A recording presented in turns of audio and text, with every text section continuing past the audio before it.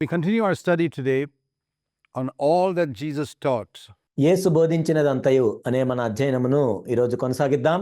Been going through the Gospel of Matthew, and in our last session we looked at Matthew 22, మనం మత్తయి సువార్తను చూస్తూ ఉన్నాం. మన గత అధ్యయనంలో మత్తయి సువార్త 22వ అధ్యాయం 1 నుండి 14 వచనాలను మనం చూసాం. and verses 1 to 14, where this man without the wedding robe was cast out. It is so important, so very, very important to understand పెండ్లి వస్త్రము లేకుండా వచ్చిన వ్యక్తి బయటకు త్రోసివేయబడ్డాడు. కాబట్టి దీన్ని అర్థం చేసుకోవటం ఎంతో ఎంతో ప్రాముఖ్యమైన విషయం. that the only way we can stand before God is if we are clothed in the righteousness of Christ, not just with having our sins forgiven. మనము దేవుని యొక్క సన్నిధిలో నిలబడాలంటే కేవలం పాపాలు క్షమించబడితే సరిపోదు. మనం ఉచితముగా నీతిమంతులంగా తీర్చబడాలి. క్రీస్తు యొక్క నీతిని మనం ధరించుకోవాలి. అప్పుడు మాత్రమే మనం దేవుని యొక్క సన్నిధిలో నిలబడగలం. That's why we need to be forgiven as well as justified. అందుకే మన పాపములు క్షమించబడాలి మరియు మనము నీతిమంతులముగా తీర్చబడాలి. Many Christians don't see the difference between these two. Forgiveness just deals with our past sins. అనేక మంది క్రైస్తవులకి రెండింటి మధ్య ఉన్న వ్యత్యాసం తెలియదు. ఇక్కడ పాపాలు క్షమించబడటం అంటే గతంలో మనం చేసిన ప్రతి పాపము గురించి అది నిర్వహిస్తుంది. Blotted out through the blood of Christ is death on the cross. యేసుక్రీస్తు ప్రభువారు ఆ శిలువలో మరణించారు కాబట్టి యేసుక్రీస్తు ప్రభువారి రక్తం వలన మన గత పాపములన్నీ కూడా తుడిచిపెట్టబడతాయి. But to stand before God, I still need to have my sinful nature covered by the righteousness of Christ. కానీ దేవుని యొక్క సన్నిధిలో నేను నిలబడాలంటే నా పాప సంబంధమైన స్వభావము క్రీస్తు యొక్క నీతి చేత కప్పబడాలి. Which is put to my account, or with which I'm clothed, so I can stand before God in Christ's righteousness. This is what it means to be in Christ. క్రీస్తు యొక్క నీతి నాకు ఆపాదించబడాలి. క్రీస్తు యొక్క నీతి వస్త్రమును నేను ధరించుకోవాలి. అదే క్రీస్తులో ఉండటం అంటే.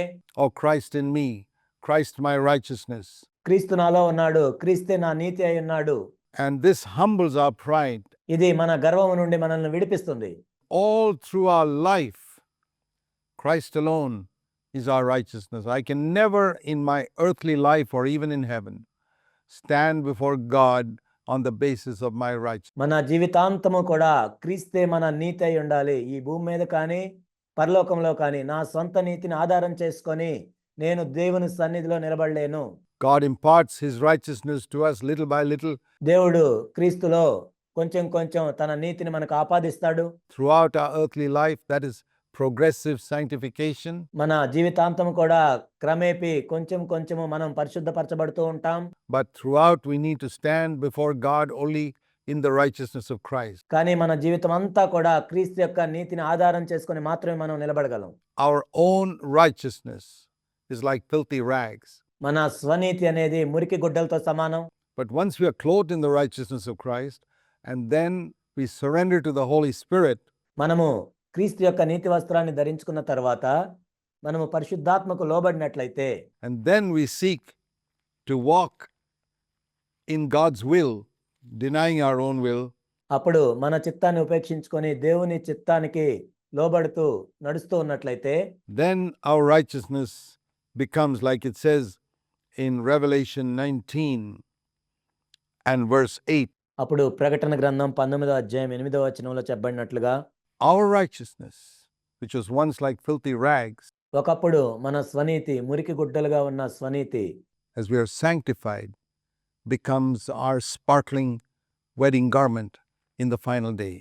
మనము పరిశుద్ధపరచబడుతూ ఉన్నాం కాబట్టి ఒకానొక రోజు ఏ విధంగా కనపడుతుందంటే, ప్రకాశము గల నిర్మలమైన సన్నపు నార బట్టలు వలె పరిశుద్ధుల నీతి క్రియలు కనపడతాయి. This is what the Bible teaches about human righteousness, Christ's righteousness, మానవుని యొక్క నీతి గురించి, క్రీస్తు యొక్క నీతి గురించి బైబిల్ ఇదే తెలియజేస్తుంది.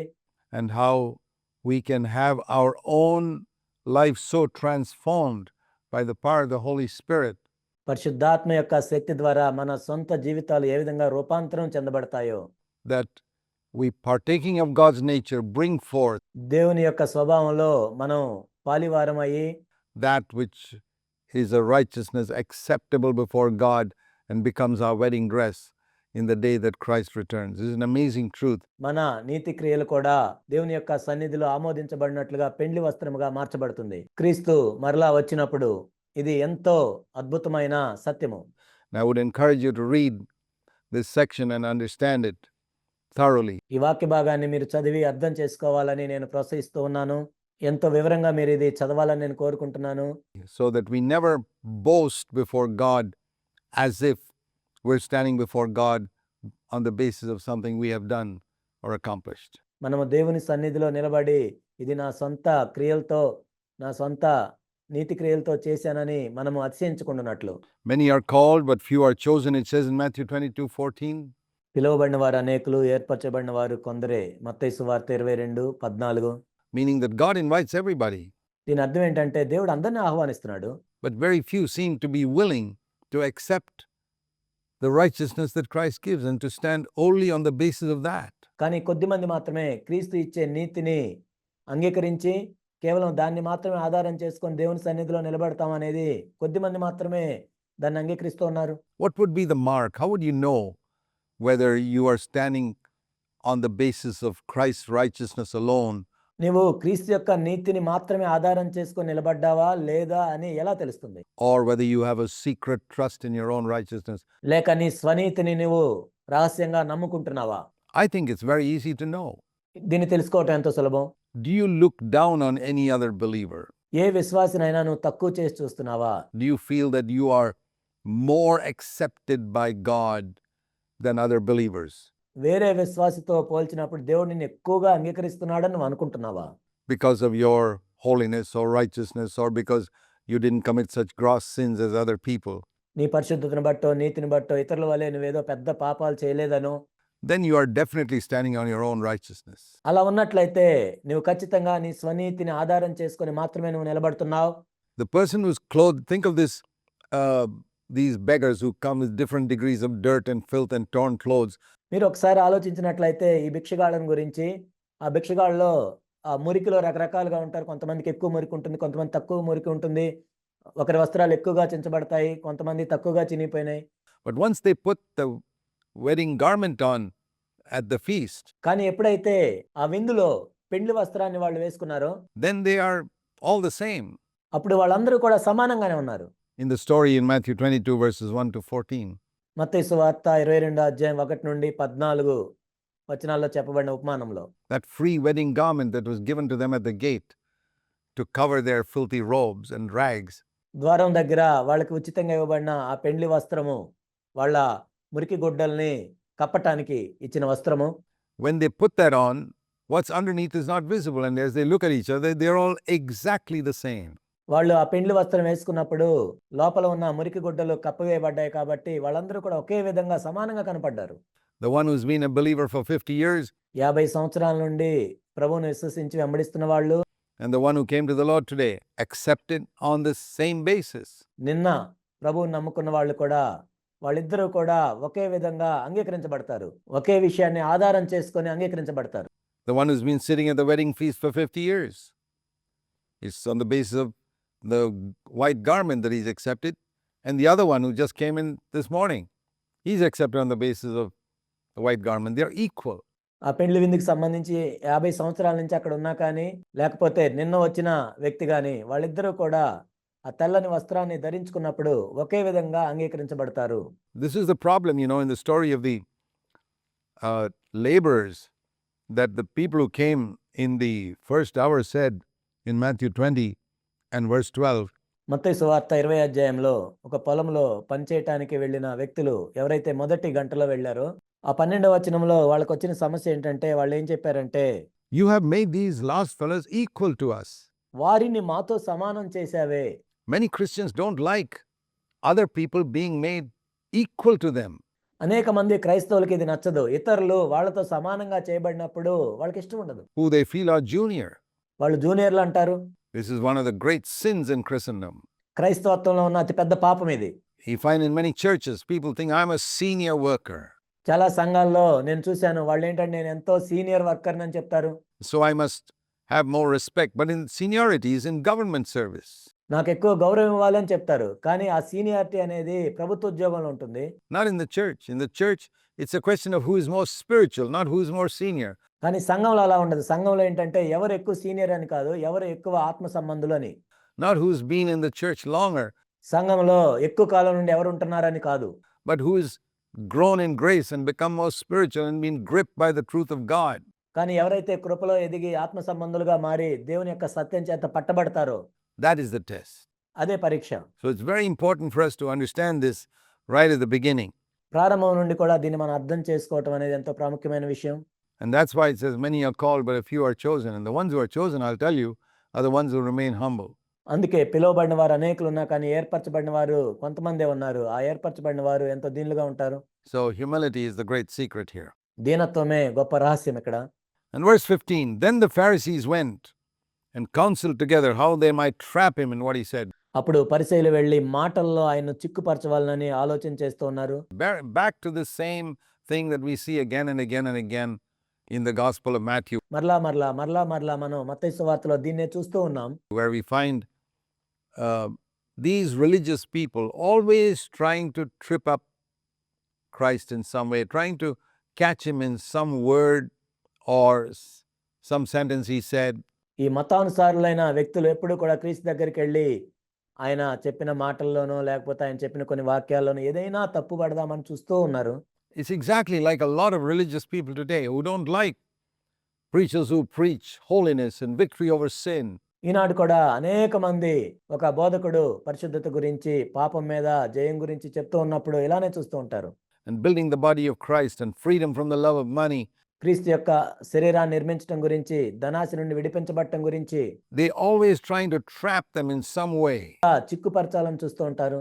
But God doesn't allow them to trap his servants. కానీ తన దాసుల్ని చిక్కుపరిచేటట్లు వీళ్ళని దేవుడు అనుమతించడు. And so they sent their disciples to him along with the Herodians. కాబట్టి వాళ్ళు ఏం చేశారంటే హేరోదీయులతో కూడా కలిసి తన శిష్యులను ఆయన ఎద్దుకు పంపారు. And they wanted to trap him into saying something which would bring the wrath of the government upon Christ. ప్రభుత్వానికి కోపం వచ్చే విధంగా ఈయన మాట్లాడిన మాటలు ఉండాలని ప్రేరేపించడానికి వీళ్ళు ప్రశ్నిస్తూ ఉన్నారు. And that's also a trick that a lot of religious Christians would try today on their fellow Christians sometimes. ఈనాడు కూడా అనేక మతానుసారులైన క్రైస్తవులు ఇతర క్రైస్తవుల మీద ఈ విధంగానే ప్రయోగిస్తూ ఉంటారు. If we can get the government itself to turn against this group which we don't like, మనకు నచ్చని ఈ గుంపు మీద ప్రభుత్వాన్నే వ్యతిరేకంగా చేసినట్లయితే that'll be great. Then we don't have to deal with them. The government will deal with them. అప్పుడు మనము వాళ్ళని ఏం చేయాల్సిన అవసరం లేదు, ప్రభుత్వమే వాళ్ళని ఏదో ఒకటి చేస్తుంది అని అనుకుంటారు. And so they came very subtly asking him a question about taxes. కాబట్టి వాళ్ళు ఎంతో కుయుక్తి కలిగి పన్నుల గురించి ఒక ప్రశ్న అడుగుతూ ఉన్నారు. Of course, they start with their usual flattery. వాళ్ళు సాధారణంగా ఎప్పుడు చేసే విధంగా ముఖస్తుతి చేస్తూ వచ్చారు. Hypocritical flattery. They didn't believe one word of it, but they said, వాళ్ళు ఎంతో వేషధారణతో ముఖస్తుతి చేస్తూ వాళ్ళు ఈ విధంగా అడుగుతున్నారు. నిజానికి వాళ్ళు ఏమి దీన్ని నమ్మరు గాని, Teacher, we know you are truthful. Matthew 22:16. బోధకుడా నీవు సత్యవంతుడు అయి ఉండి, మత్తయి సువార్త 22:16, And teach the way of God in truth, then you defer to no one, you're not partial to anyone. దేవుని మార్గము సత్యముగా బోధించుచున్నావనియు, నీవు ఎవరిని లక్ష్య పెట్టవనియు, మోమాటము లేనివాడవనియు ఎరుగుదుము. Be careful whenever anybody comes and praises you like that. ఎవరైనా వచ్చి నిన్ను ఆ విధంగా ముఖస్తుతి చేస్తున్నప్పుడు జాగ్రత్తగా ఉండు. They are your biggest enemies. వాళ్ళే నీకు అతిపెద్ద శత్రువులు. People who talk in that language, you're the greatest man of God, etc., etc., etc. నువ్వెంతో గొప్ప దైవజనుడువు అని ఇలాంటి మాటలు చెప్పేవాళ్ళు. Be careful. Teacher, we know you're truthful and that you teach the way of God in truth and defer to no one, you're not partial to anyone. కాబట్టి జాగ్రత్తగా ఉండండి ఈ విషయంలో. బోధకుడా నీవు సత్యవంతుడివై ఉండి దేవుని మార్గము సత్యముగా బోధించుచున్నావనియు, నీవు ఎవరిని లక్ష్య పెట్టవనియు, మోమాటము లేనివాడనియు ఎరుగుదుము. And they think that by that they can soften up the ground and get Jesus to reply to them. వాళ్ళు ఏమనుకున్నారంటే ఈ విధంగా మనము సిద్ధపరచి యేసు ప్రభు దగ్గర నుంచి జవాబు పొందొచ్చు అనుకున్నారు. But Jesus can see through all that. కానీ యేసుక్రీస్తు ప్రభువుకి వాళ్ళ హృదయాలోచనలన్నీ తెలుసు. If you're a servant of God, you need to see through the flattery of other people as well. Otherwise, you'll get trapped. నీవు కూడా దేవుని సేవకుడిగా ఉన్నట్లయితే నీవు కూడా ఇలాంటి విషయాలను చూడగలగాలి. లేనట్లయితే నువ్వు కూడా ఆ ఉచ్చులో చిక్కుకుంటావు. So tell us therefore, what do you think? Is it lawful to give a poll tax to Caesar? That's what they wanted to ask. నీకేమి తోచున్నది? కైసరుకు పన్నిచ్చుట న్యాయమా కాదా? అదే వాళ్ళు అడగాలనుకున్నారు. What is the need for all that introductory flattery? ఆ ప్రశ్న అడగటానికి ఈ పరిచయంలో ఈ ముఖస్తుతులెందుకు? That was to try and get Jesus to become weak యేసుక్రీస్తు ప్రభువారిని బలహీనపరచాలని. so that he'd give a foolish answer. ఆ విధంగా ఆయన సరిగా ఆలోచన లేని జవాబిస్తాడేమో అని వాళ్ళు అనుకున్నారు. But the Lord was not interested in the praise of men. కానీ ప్రభు మనుషుల యొక్క ముఖస్తుతిని అంగీకరించేవాడు కాదు. They didn't realize that Christ was so far above all this flattery and empty praise. యేసుక్రీస్తు ప్రభువారు ఈ ముఖస్తుతికి, ఈ అర్థం లేని పొగడ్తలకి ఆయన ఎంతో దూరంగా ఉన్నాడని వాళ్ళకి తెలియదు. He couldn't care less. Even if it was genuine praise, it wouldn't have affected him. ఆయన్ను నిజంగా వచ్చి ఎవరైనా పొగిడినా కానీ అవేమీ ఆయన్ని ప్రభావితం చేయలేవు. Dear brothers and sisters, that's how we must be. నా ప్రియ సహోదరి సహోదరులారా, మనం కూడా అలానే ఉండాలి. Free from the opinions of men. Yeah, people want to appreciate us. మనుషుల యొక్క అభిప్రాయాల నుండి విడుదల పొందండి. అవును, కొంతమంది నిజంగా మనల్ని ప్రశంసించాలనుకుంటారు. And are thankful to us for what we've done for them. That's great. We don't stop them. వాళ్ళకు మనం చేసిన దాన్ని బట్టి మన కృతజ్ఞతలు తెలియజేస్తూ ఉంటారు. అది మంచిదే, వాళ్ళని మనం ఆపలేము. We don't tell them to keep quiet. It's a right thing for people to express appreciation and thankfulness. వాళ్ళని మౌనంగా ఉండమని మనం చెప్పలేము. ఎందుకంటే కృతజ్ఞతలు తెలియజేయటము, ప్రశంసించటము వాళ్ళ హక్కు అది. To a servant of God for the benefit they've got from him. ఒక దేవుని సేవకుని యొద్ద నుండి వాళ్ళు పొందిన దానికి వాళ్ళు ఆ విధంగా చేయటం మంచిదే. But we must be careful that that doesn't go to our heads. కానీ అవి మన తలలోకి వెళ్లకుండా మనం ఎంతో జాగ్రత్త పడాలి. We just pass it on to God and say, well, all the glory is God's. అవి దేవుని వైపుకు మళ్ళించాలి. సమస్త మహిమ ఆయనకే చెందాలి. And move on. Otherwise, we'll get trapped. ఆ విధంగా మనం ముందుకు వెళ్ళాలి. లేనట్లయితే మనము ఆ ఉచ్చులో చిక్కుకుంటాం. Tell us therefore, what do you think? Is it lawful to give a poll tax to Caesar or not? నీకేమి తోచున్నది? కైసరుకు పన్నిచ్చుట న్యాయమా కాదా? And whatever he says, he's going to be caught. If he says no, the government can caught.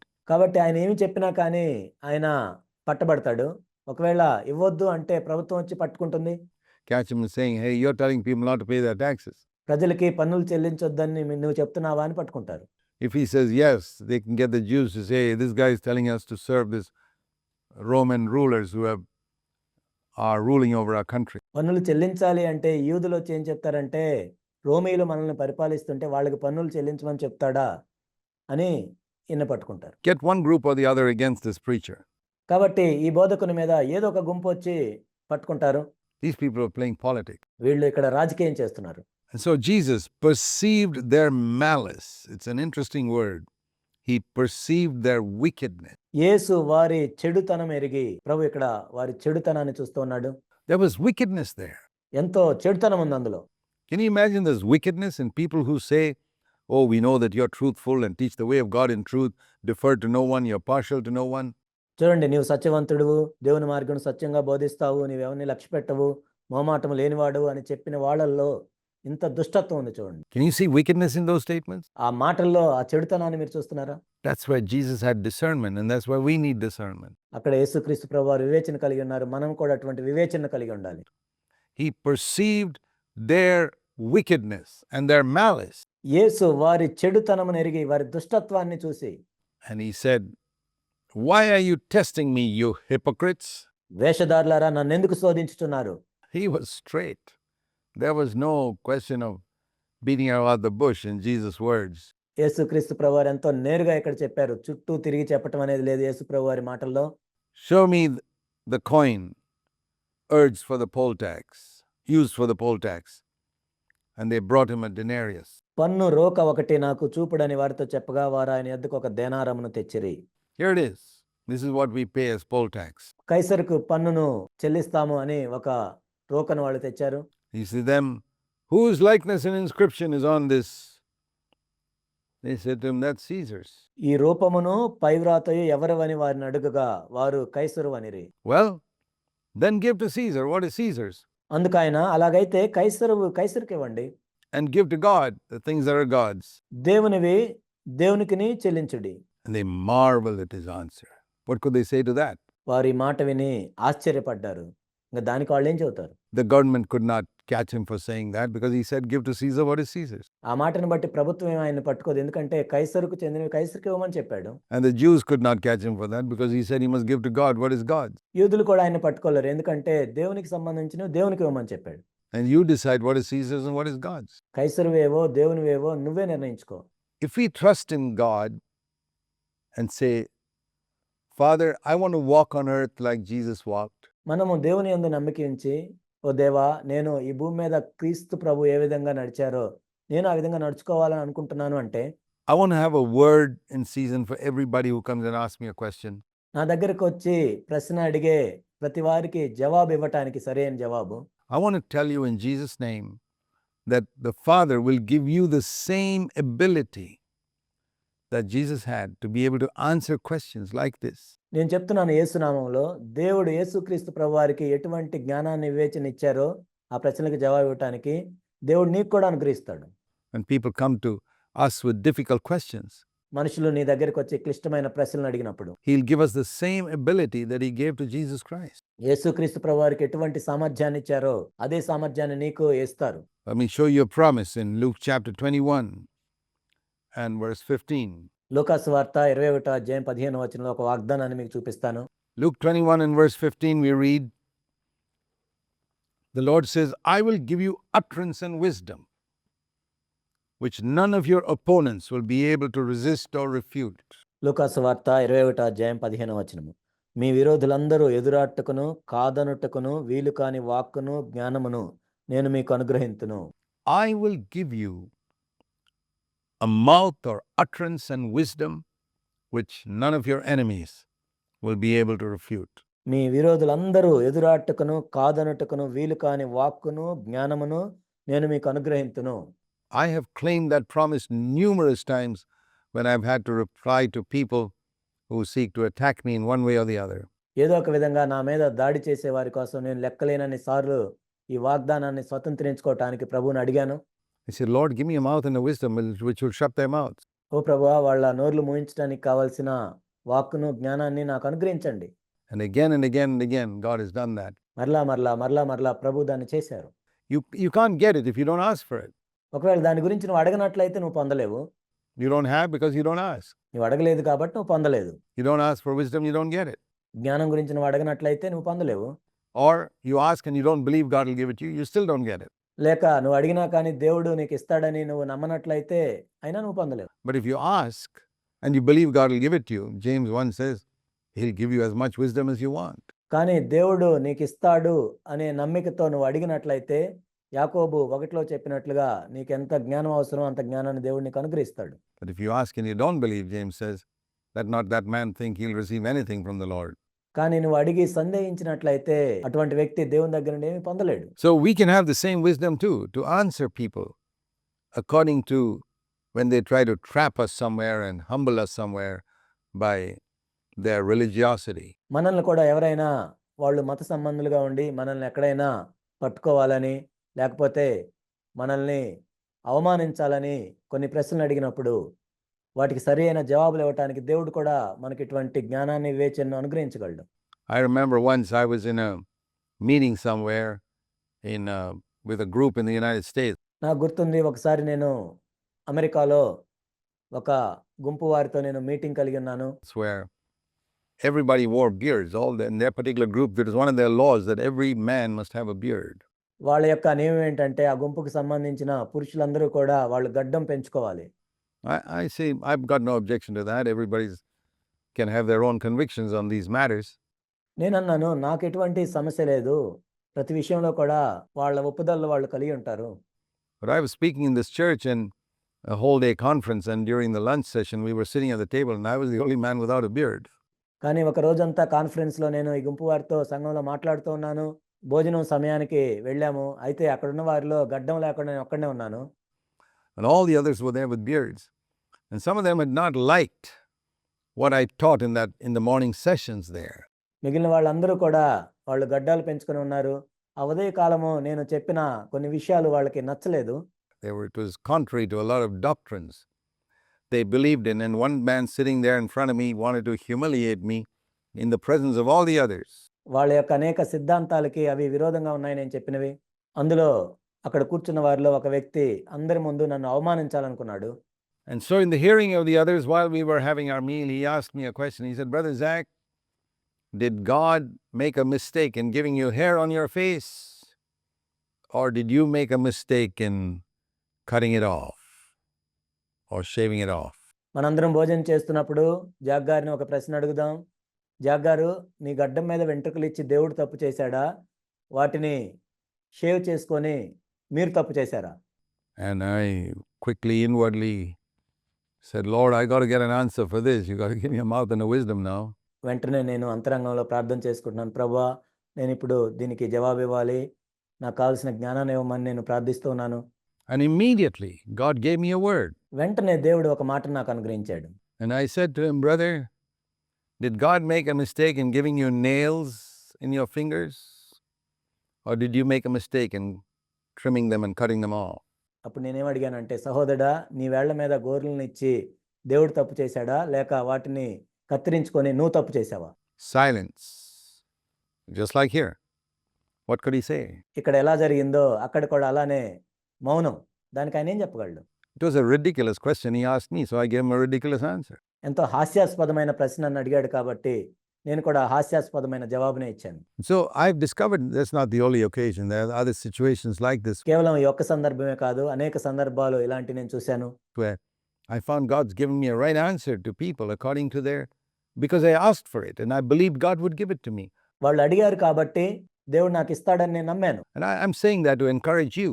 మిమ్మల్ని ప్రోత్సహించడానికి నేను ఇది చెప్తున్నాను. Of course, when I discovered that he was embarrassed and, the tables were turned on him, ఆయన సిగ్గుపడ్డాడని, బల్లలు ఆయన మీద త్రోయపడ్డాయని నేను అనుకున్నప్పుడు I immediately changed the subject so that I would not embarrass him any further and began to talk about something else. వెంటనే నేను అంశాన్ని మార్చాను. ఎందుకంటే ఇంకా దాని గురించి మాట్లాడినట్లయితే ఆయన ఇంకా ఎక్కువ అవమానపరచబడతాడని. So that he didn't feel awkward because of me, because I didn't want to lose him as a friend. నన్ను బట్టి ఆయన ఇబ్బంది పడకూడదని. ఎందుకంటే నా స్నేహితునిగా నేను అతన్ని కోల్పోదలుచుకోలేదు. And there was a lot of blessing in the afternoon session after that. ఆ తర్వాత మధ్యాహ్నం సెషన్స్లో ఎంతో ఆశీర్వాదకరంగా ఉంది. So I want to encourage you that by that testimony to say, God can give you wisdom in all types of situations when you find people are trying to trap you in something. ఈ సాక్ష్యం చెప్పడం ద్వారా నేను మిమ్మల్ని ప్రోత్సహించాలనుకుంటున్నాను. ఎందుకంటే రకరకాల పరిస్థితుల్లో ప్రజలు మిమ్మల్ని చిక్కుల్లో పెట్టాలని ప్రశ్నలు అడిగినప్పుడు దానికి కావలసిన జవాబును దేవుడిస్తాడు. అటువంటి జ్ఞానాన్ని దేవుడు అనుగ్రహిస్తాడు. And hearing this, they marveled and left him and went their way. వారి మాట విని ఆశ్చర్యపడి ఆయన్ను విడిచి వెళ్ళిపోయారు. And then another group came. The Pharisees and the Sadducees were always after Jesus. ఆ తర్వాత ఇంకో గుంపు వాళ్ళు వచ్చారు. ఇక్కడ పరిసయ్యులు, సద్దూకయ్యులు ఎప్పుడు యేసు ప్రభు వెంట పడుతూ ఉండేవాళ్ళు.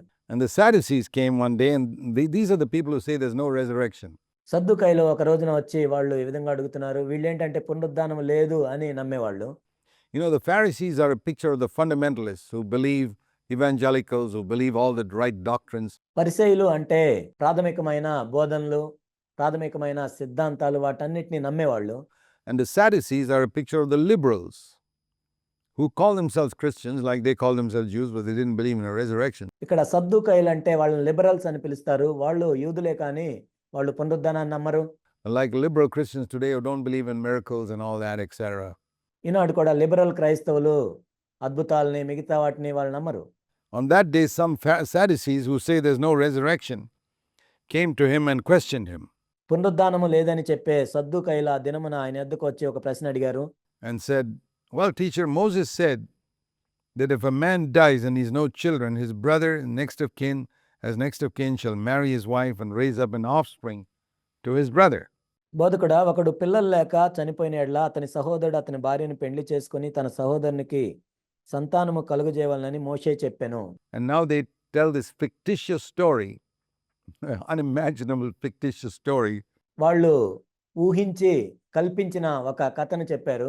There were 7 brothers, he says, with us, and the first married and died, మాలో 7 సహోదరులు ఉండిరి. మొదటివాడు పెండ్లి చేసుకొని చనిపోయెను. and had no offspring, left his wife to his brother, and like that the second and the third down to the 7th, they all died. అతనికి సంతానము లేనందున అతని సహోదరుడు అతని భార్యను తీసుకొన్ను. 2వ వాడును, 3వ వాడును, 7వ వాని వరకు అందరిని అలాగే జరిగించి చనిపోయిరి. Now, it's obviously fiction, ఇది మనం చూసినట్లయితే నిజంగా ఇది కల్పించిన కథ, కట్టు కథ. but they spoke as if it actually happened. ఏదో నిజంగా జరిగినట్లు వాళ్ళు చెప్పారు. And the woman also died. ఆ తర్వాత ఆ స్త్రీ కూడా చనిపోయింది. Now, in the resurrection, therefore, whose wife of the 7 will she be? Because they all had her. పునరుద్ధానమందు ఈ ఏడుగురిలో ఆమె ఎవనికి భార్యగా ఉండును, ఎందుకంటే వీరందరికీ ఆమె భార్యగా ఉండింది కదా. And Jesus answered to them, "You are mistaken, మీరు పొరపాటు పడుచున్నారు అని యేసుప్రభు చెప్పారు. because you don't understand the scriptures and you don't know the power of God." లేఖనములను గాని దేవుని శక్తిని గాని ఎరుక్క మీరు పొరబడుచున్నారు. There are two things we need: మనకి 2 విషయాలు కావాలి. understanding of the scriptures and the power of God. It's a beautiful verse. లేఖనాలను అర్థం చేసుకోవాలి, దేవుని శక్తిని మనం కలిగి ఉండాలి. ఇది ఎంతో అద్భుతమైన వచనం. Matthew 22 and verse 29. Before we look at Jesus' answer to this question, look at Jesus' rebuke to them. మత్తయి సువార్త 22, 29వ వచనం. యేసు ప్రభువారు వాళ్ళకి జవాబిచ్చే ముందు వాళ్ళని గద్దించారు. He says, your problem is చూడండి, ఇక్కడ మీ సమస్య ఏంటంటే you don't know God's word and you don't have his power. మీకు దేవుని యొక్క వాక్యము తెలియదు, దేవుని యొక్క శక్తిని మీరు ఎరుగరు. Do you know the two things we need in our life to serve God and to understand his ways? మన జీవితంలో 2 విషయాలు అవసరం, దేవుని సేవించడానికి, దేవుని యొక్క మార్గాలను అర్థం చేసుకోవటానికి.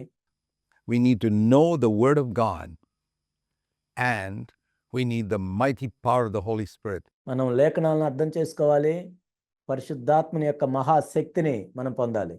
One alone will not do. It's like if you want an engine, a railway engine to move from one station to another, ఒకటి ఉంటే సరిపోదు. ఎందుకంటే ఒక రైల్వే ఇంజిన్ ఒక స్టేషన్ నుంచి ఇంకో స్టేషన్కి వెళ్ళాలంటే there are two things it requires.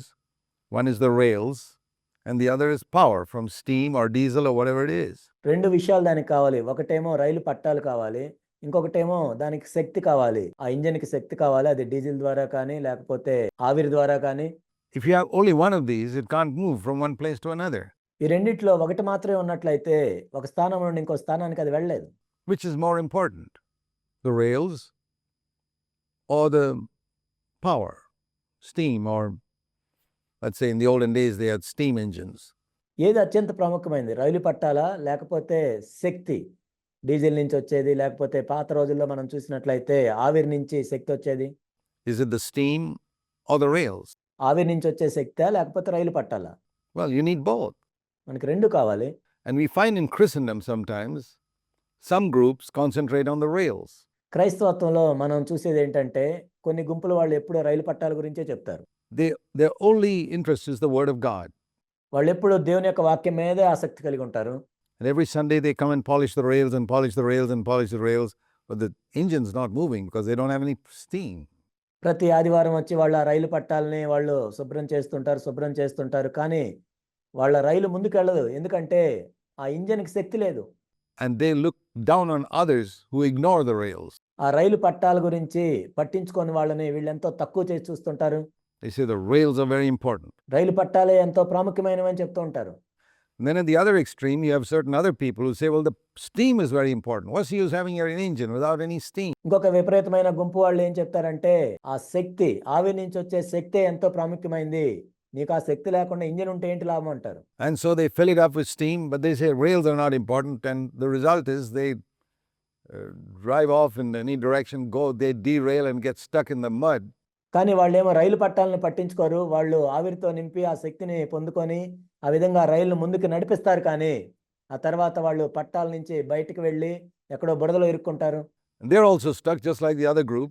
వేరే గుంపులు వాళ్ళ వాళ్ళే వీళ్ళు కూడా ఎక్కడో చిక్కుపడ్డారు. The other group is stuck because it didn't have steam. వేరే గుంపు వాళ్ళకేమో ఆవిరితో వచ్చే శక్తి లేదు.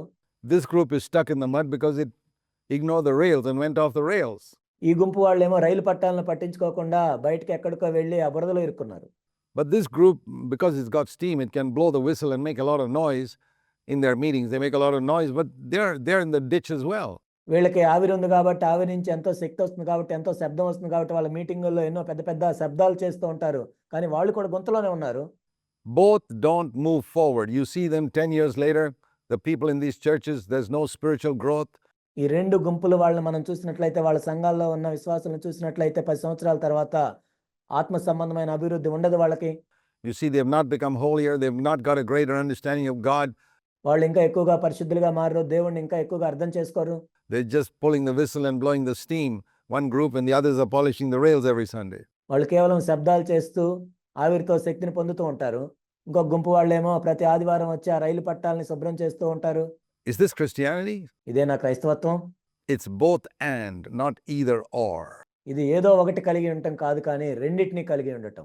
We need to understand the scriptures and we need to experience the power of God. It's a beautiful verse. మనం లేఖనాలను అర్థం చేసుకోవాలి, దేవుని యొక్క శక్తిని మనం పొందాలి. ఇది ఎంతో అద్భుతమైన వచనం. We need to know God's word and we need to have the power of the Holy Spirit. మనం దేవుని యొక్క వాక్యాన్ని అర్థం చేసుకోవాలి, పరిశుద్ధాత్మ యొక్క శక్తిని మనం పొందాలి. And the devil tries to make you concentrate on one or the other and miss out on what God wants us to have. అపవాది ఏం చేస్తుంటాడంటే ఏదో ఒకదాని మీదే మనం దృష్టి పెట్టేటట్లు చేసి దేవుడు మనకి ఏమైతే ఇవ్వాలనుకుంటున్నాడో దాన్ని మనం కోల్పోయేటట్లు చేస్తాడు. Then he answers that question. ఆ తర్వాత ఆయన ఆ ప్రశ్నకి జవాబునిస్తున్నారు. He says, in the resurrection, they don't marry. You don't know that. And they're not given in marriage. But they're like the angels in heaven. పునరుద్ధానమందు ఎవరినో పెళ్లి చేసుకొనరు, పెళ్లికి ఇయ్యబడరు. వారు పరలోకమందున్న దూతల వలె ఉంటారు. There's no sex there to produce children and to be married. అక్కడ లింగ భేదం అనేది ఏమి ఉండదు, స్త్రీ పురుషులని. ఆ విధంగా అక్కడ పిల్లల్ని కనటం ఇలాంటివి ఏమి ఉండవు. No, in the resurrection of the dead, haven't you heard what was spoken to you by God saying, I am the God of Abraham, the God of Isaac, and the God of Jacob? He's not the God of the dead, but of the living. పునరుద్ధానమందు ఎవరినో పెళ్లి చేసుకొనరు, పెళ్లికి ఇయ్యబడరు. నేను అబ్రహాము దేవుడును, ఇస్సాకు దేవుడును, యాకోబు దేవుడును ఉన్నానని దేవుడు మీతో చెప్పిన మాట మీరు చదవలేదా? ఆయన సజీవులకే దేవుడు గాని మృతులకు దేవుడు కాడు. When he says that I am the God of Abraham, Isaac, and Jacob, he's not talking about dead people. He's talking about people who are still living in heaven. నేను అబ్రహాము దేవుడును, ఇస్సాకు దేవుడును, యాకోబు దేవుడును అని ప్రభు చెప్తున్నప్పుడు మృతుల గురించి ఆయన మాట్లాడటం లేదు కానీ పరలోకంలో జీవిస్తున్న వాళ్ళ గురించి ఆయన మాట్లాడుతున్నారు. And that's what Jesus said. అదే ప్రభు చెప్పారు. So we see that Abraham, Isaac, and Jacob were living in heaven. Abraham, ఇస్సాకు, యాకోబులు పరలోకంలో జీవిస్తూ ఉన్నారు. Not in their bodies were on earth, but in their spirits. వాళ్ళ దేహములతో కాదు కానీ వాళ్ళ ఆత్మలతో. And when the multitudes heard this, they were astonished at his teaching. జనులందరూ ఇది విని ఆయన బోధకు ఆశ్చర్యపడ్డారు. See, in everything you find there's a lesson to learn. For example, in the earlier thing that we considered, where Jesus said in verse 21, render to Caesar the things that are Caesar's, and to God that the things that are God's. ప్రతి సందర్భంలో కూడా ఒక పాఠాన్ని మనం నేర్చుకోవచ్చు. ఇంతకుముందు ఉపమానంలో మనం చూసినట్లయితే 21వ వచనంలో అలాగైతే కైసరువి కైసరుకును, దేవునివి దేవునికి చెల్లించుడని వారితో చెప్పారు. It was an answer directly from God. దేవుని దగ్గర నుండే నేరుగా వచ్చిన జవాబు అది. But in it, there's more than just that answer that silenced those people. There's a principle we can learn there. అది కేవలం వాళ్ళ నోర్లు మూయించటానికి ఇచ్చిన జవాబు మాత్రమే కాదు కానీ అక్కడ ఒక నియమాన్ని మనం నేర్చుకోవచ్చు. And that is that before we give to God anything, we must give to Caesar what is his. అదేంటంటే మనం దేవునికి ఏదైనా ఇచ్చే ముందు కైసరుకు సంబంధించింది కైసరుకి ఇవ్వాలి. What does that mean? That means that if you have borrowed money from somebody, దాని అర్థం ఏంటంటే ఎవరి దగ్గరైనా నువ్వు డబ్బులు అప్పుగా తీసుకున్నట్లయితే, let's take Caesar as representing a human being. You owe them money. ఇక్కడ కైసర్ని ఒక మనుషుడిగా మనం చూసినట్లయితే, ఒక మనిషికి నువ్వు అప్పున్నట్లయితే And you haven't paid him back. అతనికి నువ్వు చెల్లించలేదు. God says, don't give me that. Don't give me money in my offering box because you're putting his money into my box. అతనికి డబ్బు చెల్లించకుండా నా కానుకలో పెట్టిలో నువ్వు డబ్బులు వేయవద్దు, ఎందుకంటే అతని డబ్బులు నువ్వు నాకు ఇస్తున్నావు. Money that should righteously go to him, you're putting in my offering box. I don't want that guy's money. న్యాయంగా అతనికి చెందవలసిన డబ్బును తీసుకొచ్చి నా కానుకల పెట్టిలో వేస్తున్నావు. అతని డబ్బులు నాకు అవసరం లేదు. You go and give him his money. Give me what's yours. నీ వెళ్ళి అతని డబ్బులు అతనికి ఇవ్వు. నీ డబ్బులు ఏమైనా ఉంటే నాకు ఇవ్వు. If you want to put something in the offering box, put your money, not his money. ఒకవేళ నువ్వు కానుకల పెట్టిలో ఏమైనా ఇవ్వాలి అంటే నీ డబ్బులు ఇవ్వు, అతని డబ్బులు కాదు. You understand that? నీకు అర్థమవుతుందా? That when you're in debt, what you're giving to God is somebody else's money? నువ్వు అప్పుల్లో ఉన్నప్పుడు నువ్వు దేవునికి ఇచ్చే డబ్బులు అవి వేరే వాళ్ళ డబ్బులు అని నీకు అర్థమవుతుందా? I'm not talking about where you're paying a monthly mortgage on your house or your car or something like that, which is a fixed amount that you give. Me house loan గురించో లేకపోతే car loan గురించో ప్రతి నెల చెల్లించే దాని గురించి నేను చెప్పట్లేదు. ఎందుకంటే ప్రతి నెల ఇంతనే చెల్లిస్తూ ఉంటారు. And the rest of the money is yours, so you can give to God. That's okay. మిగిలిన డబ్బంతా నీదే, అది నువ్వు దేవునికి ఇవ్వచ్చు, అది సరైందే. I'm talking about where you're borrowed from some human being. నువ్వు ఒక మనుషుని దగ్గర నుంచి డబ్బును అప్పుగా తీసుకొని And you haven't given, or you cheated the government of some taxes and you haven't repaid it. ఆ వ్యక్తికి నువ్వు తిరిగి చెల్లించలేదు, తర్వాత ప్రభుత్వానికి పన్ను చెల్లించేటప్పుడు కూడా నువ్వు మోసం చేసి మొత్తం చెల్లించలేదు. Then what you're giving to God is somebody else's money. It's Caesar's. అప్పుడు నీవు దేవునికి డబ్బు ఇస్తున్నట్లయితే అది వేరే వాళ్ళ డబ్బు దేవునికి ఇస్తున్నావు, అది కైసరుకు సంబంధించింది. And the Lord says, who should you put first? Man. కాబట్టి ఇక్కడ ప్రభు ఏం చెప్తున్నా అంటే మొట్టమొదటి ఎవరికి ఇవ్వాలి? మనిషికి అప్పుగా ఉన్నది మనిషికి చెల్లించాలి. Caesar. కైసరుకు. Then put God after. That means don't give God somebody else's money. ఆ తర్వాత దేవునికి చెందింది దేవునికి ఇవ్వు. వేరే వాళ్ళ డబ్బు తీసుకొచ్చి దేవునికి ఇవ్వద్దు. It's a very simple principle. ఇది ఎంతో సామాన్యమైన నియమము. And we must remember that God doesn't want what belongs to somebody else. దీన్ని మనం గుర్తుంచుకోవాలి. వేరే వాళ్ళ డబ్బులు దేవునికి అవసరం లేదు. That's why it's so important to be free from debt. అందుకే అప్పుల నుండి విడుదల పొందటం అనేది ఎంతో ప్రాముఖ్యమైన విషయం. The same way here, you see in this statement, what an important principle. You must know the scriptures and you must know the power of God. ఇక్కడ కూడా మనం చూసినట్లయితే ఎంతో ప్రాముఖ్యమైన నియమాన్ని చూస్తున్నాం. నీవు లేఖనాలను అర్థం చేసుకోవాలి, దేవుని శక్తిని ఎరగాలి. In these replies that the Lord gave, there's such a depth of meaning. If you meditate on it, there's more than one meaning in a single verse of scripture. ప్రభు ఇచ్చిన జవాబుల్లో ఎంతో లోతైన అర్థం ఇక్కడ ఉంటుంది. దాన్ని మనం ధ్యానిస్తూ ఉన్నట్లయితే ఒకటి కంటే ఎక్కువ అర్థాలు దీనికి ఉంటాయి. దాన్ని మనం అర్థం చేసుకోవచ్చు. So we move on to the next section where the Pharisees heard that he had put the Sadducees to silence. ఆయన సద్దూకయ్యుల నోరు మోయించినని పరిసయ్యులు విని కూడి వచ్చిరి. They gathered themselves together and say, hey, we got to trap him in some other way. అయితే మనం వేరే విధంగా ఆయన్ని పట్టుకుందామని వాళ్ళు కూడి వచ్చారు. They were always out to trap Jesus. వాళ్ళు ఎప్పుడు కూడా యేసు ప్రభువుని ఏదో ఒక విధంగా మాటల్లో చిక్కుబెట్టాలి అని చూస్తూ ఉన్నారు. And the Pharisees were silent, the Sadducees were silent. అక్కడ సద్దూకయ్యుల నోరు మోయించబడింది, పరిసయ్యుల నోరు మోయించబడుతూ ఉంది. They said, okay, let's get somebody else now. And then a lawyer came up. అయితే మనం వేరే వాళ్ళని తీసుకొని వద్దాం. ఒక ధర్మశాస్త్ర ఉపదేశకుడు ఆయన దగ్గరికి వచ్చాడు. And he asked, lawyer means someone who really studied the law. That's what it means there. ఇక్కడ ధర్మశాస్త్ర ఉపదేశకుడు అంటే ధర్మశాస్త్రాన్ని బాగా లోతుగా అధ్యయనం చేసిన వ్యక్తి. And asked him a question saying, teacher, by the way, which is the great commandment in the law? ఆయన ప్రభువుని అడుగుతూ ఉన్నారు, బోధకుడా ధర్మశాస్త్రంలో ముఖ్యమైన ఆజ్ఞ ఏది? For the Jews, you know which the great commandment was? Keeping the Sabbath. యూదులకైతే గొప్ప ఆజ్ఞ ఏంటో తెలుసా? విశ్రాంతి దినాన్ని ఆచరించటం. That means you don't get anybody healed on the Sabbath day. You don't allow a man to carry his bed on the Sabbath day. విశ్రాంతి దినమున ఎవరు స్వస్థపరచబడకూడదు. విశ్రాంతి దినమున వాళ్ళ పరుపునెత్తుకొని ఎవరు వెళ్ళకూడదు. Of course, you'll pull out your sheep from the ditch in the Sabbath day if he falls there. That's what Jesus said. యేసుప్రభు ఏం చెప్పారంటే విశ్రాంతి దినమున మీ గొర్రె ఏదైనా గుంటలో పడితే మీరు తీయరా అని ప్రభు చెప్పారు. But he wanted to say, what are you going to say? Are you going to say the Sabbath or something else? అయితే ఈయన ఏమి చెప్పదలుచుకున్నాడు అని చూస్తున్నాడు ఈ వ్యక్తి. విశ్రాంతి దినం అని చెప్తాడా, ఏదన్నా చెప్తాడా? And Jesus said, the great commandment in the law is you shall love the Lord your God with all your heart, soul and mind. అప్పుడు ప్రభు ఏం చెప్పారంటే నీ పూర్ణ హృదయంతోనూ, నీ పూర్ణ ఆత్మతోనూ, నీ పూర్ణ మనసుతోనూ నీ దేవుడైన ప్రభువుని ప్రేమింపవలను అన్నదే ముఖ్యమైన ఆజ్ఞ అని చెప్పారు. That's the great and foremost commandment. అదే ప్రాముఖ్యమైనది, మొట్టమొదటి ఆజ్ఞ అని చెప్పారు.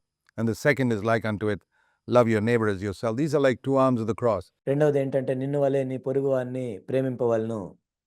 ఇదేంటంటే సిలువకి ఉన్న రెండు కమ్మీల వంటిది.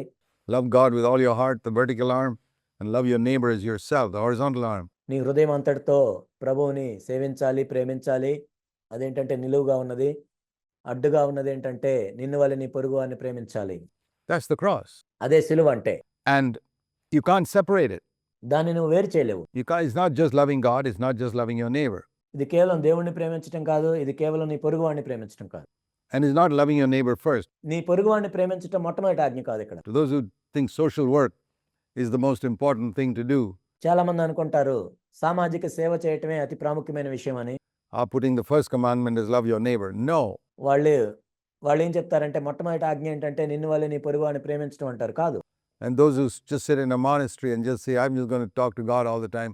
ఎవరైతే సన్యాసం తీసుకొని అక్కడ కూర్చొని నేను ఎప్పుడు దేవునితోనే మాట్లాడతానని కొంతమంది అనుకుంటారు.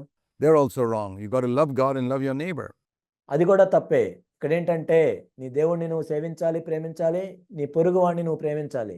But loving God comes first. కానీ దేవుణ్ణి ప్రేమించడం మొట్టమొదటిగా వస్తుంది. On these two commandments depend the whole law and the prophets. ఈ రెండు ఆజ్ఞలు ధర్మశాస్త్రం అంతటికిని ప్రవక్తలకును ఆధారమై ఉన్నవి. Everything in the Bible, Jesus said, is summed up in two commandments. Bible అంతా కూడా రెండు ఆజ్ఞలతో క్రోడీకరించబడింది. It's wonderful to know that. దీన్ని తెలుసుకోవటం ఎంతో అద్భుతం. Every commandment in the Bible can be put in a nutshell in these two commandments. బైబిల్‌లో ఉన్న ఆజ్ఞలన్నింటినీ ఈ 2 ఆజ్ఞల్లో మనం చెప్పవచ్చు. To love God with all your heart, soul, and strength, ఒకటేంటంటే నీ పూర్ణ హృదయంతో, నీ పూర్ణాత్మతో, నీ పూర్ణ మనసుతో నీ దేవుడైన ప్రభువుని ప్రేమింపవలెను. and to love others as yourself. రెండోదేంటంటే నిన్ను వలె నీ పొరుగువాడిని ప్రేమింపవలెను. And if we can understand this, and what does it mean to love the Lord your God with all your heart, soul, mind? నీ పూర్ణ హృదయముతో, పూర్ణ ఆత్మతో, పూర్ణ మనస్సుతో దేవుణ్ణి ప్రేమించటం అంటే ఏంటి? I've got to love God with my mind. My mind is important. నా మనస్సుతో కూడా నేను ప్రభువుని ప్రేమించాలి. అది కూడా ఎంతో ప్రాముఖ్యమైనది. I've got to love God with my heart. My love and affection for God is important. నా హృదయం అంతటితో కూడా నేను ప్రభువుని ప్రేమించాలి. ప్రభువు మీద ఉన్న నా ప్రేమ, వాత్సల్యం అది కూడా ఎంతో ప్రాముఖ్యమైనది. And Jesus said, if you love me, keep my commandments. That means with all my strength, I've got to do God's will. మీరు నన్ను ప్రేమించిన యెడల నా ఆజ్ఞలు గైకొనుము అని ప్రభువు చెప్పారు. నా బలం అంతటితో కూడా నేను దేవుని చిత్తాన్ని చేయాలి. This is what it means to love God. దేవుణ్ణి ప్రేమించటం అంటే ఇదే అర్థం. And if I love God, I love my fellow believer. If నేను దేవుణ్ణి ఆ విధంగా ప్రేమిస్తూ ఉన్నట్లయితే నా తోటి విశ్వాసిని కూడా నేను ప్రేమిస్తాను. somebody says, I love God, but he can't love his fellow believer, he's a liar. నేను దేవుణ్ణి ప్రేమిస్తున్నాను అని నా సహోదరుని నేను ప్రేమించకుండా ఉన్నట్లయితే అతడు ఒక అబద్ధికుడు. John says. So let's keep this in mind. యోహాను ఆ విధంగా చెప్తున్నాడు. కాబట్టి దీన్ని మనం మనసులో ఉంచుకుందాం. We continue our study in our next episode. వచ్చే ఎపిసోడ్లో మన అధ్యయనమును మనం కొనసాగిద్దాం.